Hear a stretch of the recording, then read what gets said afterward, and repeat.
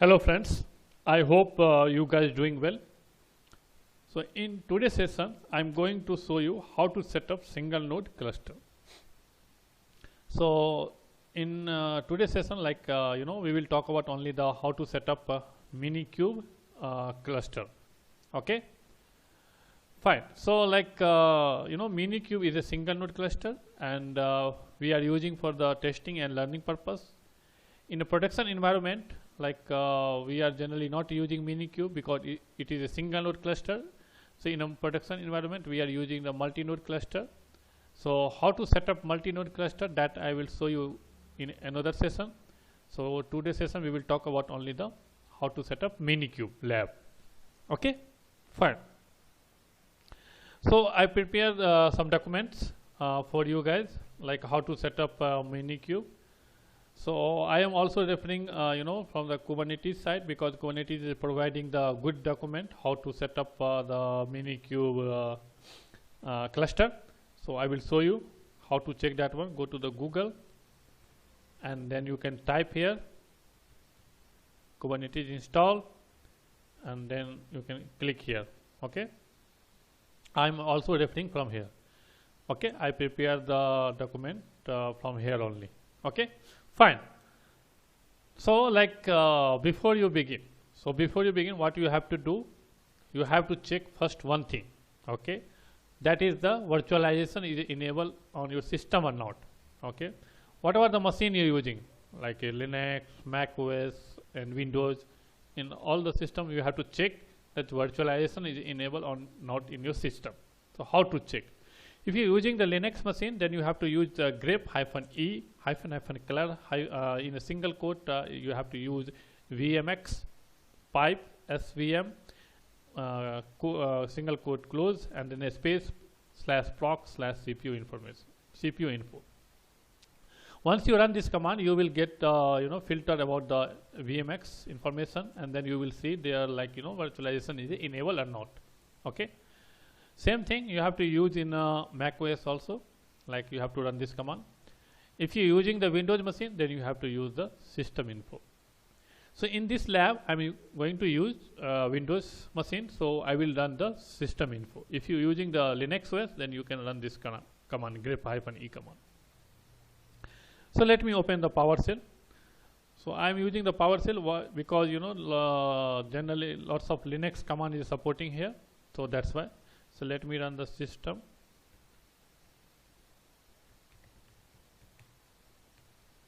Once you run this command, so you will get lots of information here.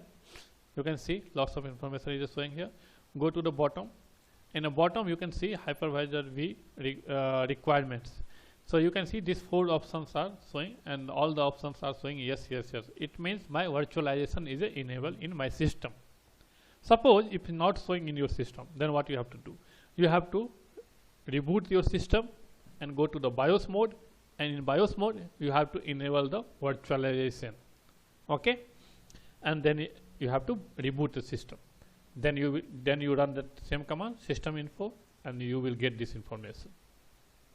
Fine. So now first step is done. That you have to check first. Then you have to install the Minikube. Okay, install the Minikube. Then go to the again here and open new tab and type here Google. Sorry. Go to the Google and then type here Minikube install. So you can see this is the first link, Minikube start. Click here, and this page, like you can see, all the details are available. Minikube start, all the informations are available. If you want, you can read it here, like what are the resources are required. So everything is mentioned here. Okay, and installation process is also available. How to do in a Linux, Mac OS, Windows. All those informations are available here. If you want to install the Linux, then you can click here Linux. Then you have to select the architecture, which kind of architecture you're using, and then release type, and then installation type, binary, like Debian and RPM package. Okay, so I'm using the Windows. I'm clicking here, and then again I'm architecture already selected, and release tab, that's fine. You no need to change anything here. Then installer type. So installer type, you can see there is three options are available: .exe, like binary file, Windows package manager, and this one. So we will use the binary file. So first one, .exe downloader, is already selected. We will use the binary file. So already is selected. Then what you have to do, you have to come down, and so you can see here, download the latest release, means latest version is available here. You have to just click here. Okay, once you click, you can see it's already download is already started, so it's downloaded. Fine. Now what you have to do, now you have to install a hypervisor. Okay, you can see install a hypervisor. So like in a hypervisor, if you're using the Linux machine, then you can use your KVM and VirtualBox. If you're using the Windows machine, then you can use the VirtualBox and the VMware hypervisor. Okay, so I'm going to use a VirtualBox here, because it's VirtualBox is a very easy to download and this thing. So I'm going to show you how to download. Go to the Google and type VirtualBox here, and then click on the downloads, and here as per your operating system you can click. I'm not clicking here. Why? Because in my system already that is installed. I will show you here. You can see already installed, and few hours VMs are running here. Okay, so that's why I'm not installing here.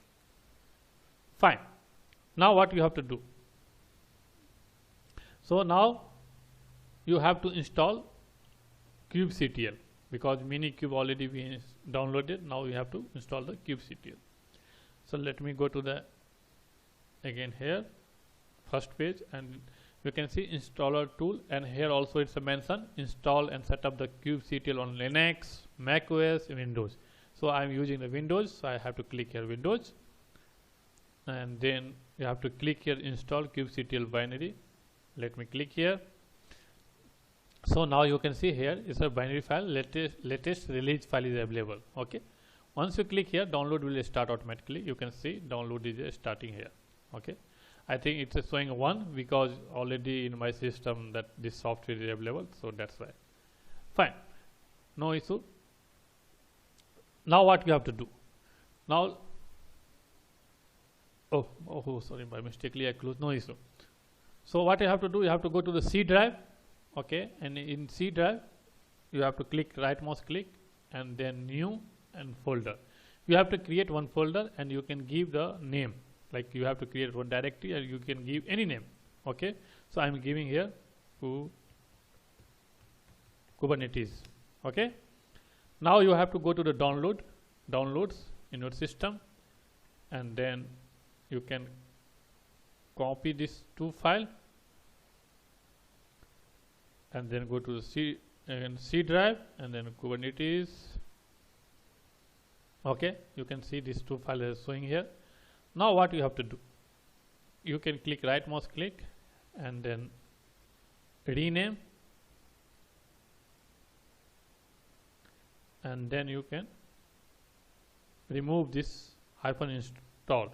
Why? Because sometimes not recognizing the name, so you can give the simple name. Okay, so that's why I rename. Now you can see this looks good. Now what we have to do, you have to set the variables. So copy the this one already. Now you have to set the path, environment variables. What you have to do, you can click here, copy this path, and then you can click on this PC in my computer, whatever, and then you can click right mouse click and then properties, and then go to the advanced system settings, and then environment variables, and then you can click here new, and then path, and you give the variable value like path. Okay, then you can click OK and OK. Okay, now you can close this one. So now I set the environment variable also. Now what you have to do, you have to again open the PowerShell or CM command prompt, anything. So I'm opening the PowerShell here. Now you can run here Minikube. Okay, once you run this Minikube, you can see here all the details are showing here. Okay, all the details are showing here. Now let me open my VirtualBox.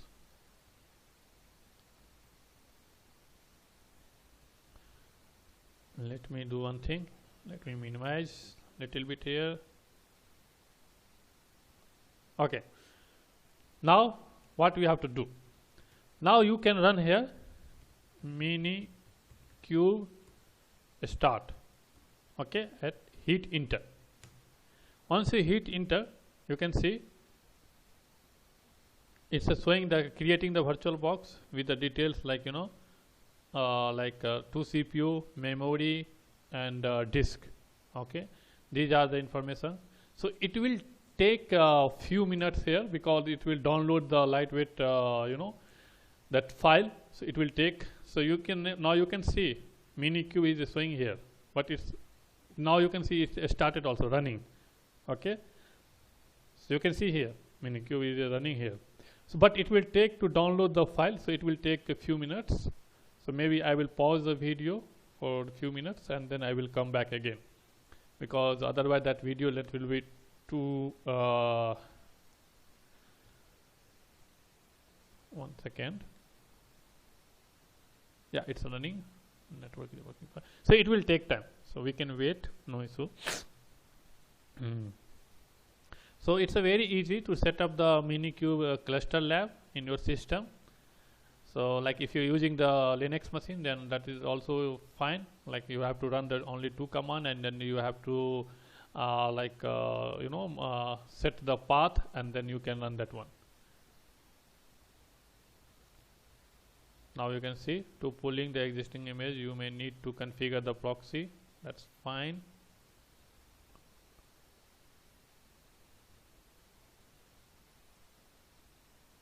Let me see what is exactly it's showing the problem here, or we can wait. Preparing the Kubernetes version this on Docker this. Okay, fine.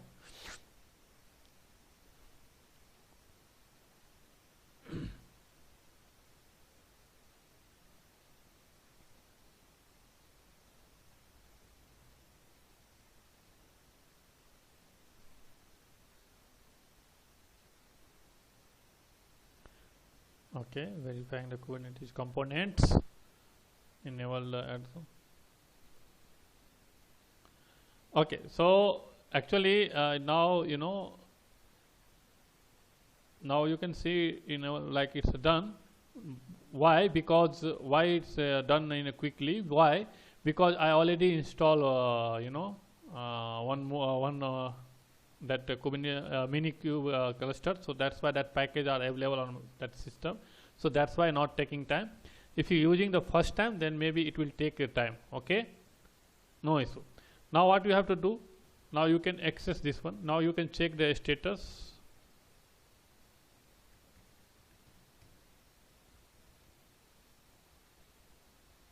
Now you can see it's running, API server running, everything is running here. You can see. Now, suppose if you want to access this one, just double click, and now you can see it's asking the login. You can type root. Now you can see you are able to access this one. Type uptime. You can see it's showing 2 minutes, 1 user. Okay. If you run the here df-h command, it will show all the Docker's file system. You can see all the Docker's file systems are showing here. Okay. Same way, if you want to access from here, you can have to use Minikube SSH. Yeah, you can see you are able to access. Okay. Now suppose if you want to come exit from here, you can exit. Now suppose if you want to check the IP, then you can use Minikube IP.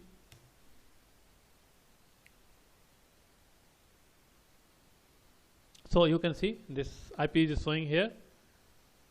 Now if you run kubectl get nodes. So you can see one Minikube ready. So one node is there, it's showing here. Okay, so this way you can do. Like this is like there are lots of command. I will explain you later.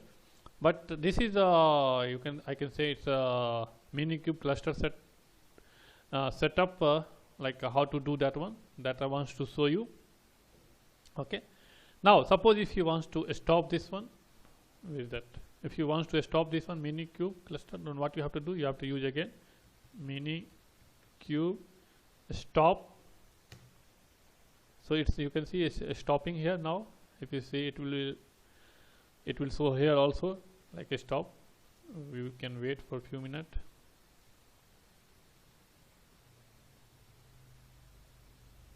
Yeah, you can see now it's a power off. Okay.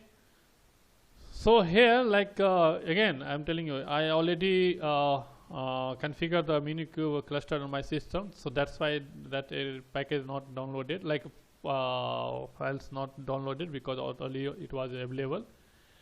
If you using a first time, then it will take a time. It will 500 MB, that 550 MB is a file size that will be installed in your system, so it will take time.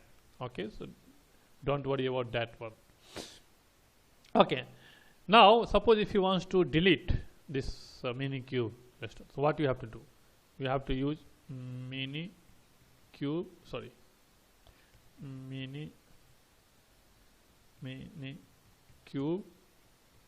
delete. If you run this one, now you can see this Minikube cluster is not showing here. Okay, so we deleted successfully. Okay. So this way we can set up the lab. Okay. One more thing I want to highlight with you guys. Okay. Sometime if you run this command Minikube start, okay, and you will get this error, existing due this guest not found, failed, start host, error loading the existing host, like that. Okay. So in this case, what I observe, if you have a two hypervisor in your system, if you install, okay, in the same system, then it will create the problem. So you have to remove one hypervisor. So I remove the VMware hypervisor, and then then that my issue is solved. So that's why I want to highlight with you guys. If you're getting this error, you have to check how many hypervisors install in your system. If you have more than one, then you can uninstall one and you can keep one. Okay. So I hope you like this video. So please subscribe my channel, share, comment if you need any kind of modification, update, anything. So please comment so I can do that one. And thanks for your watching. Have a nice day.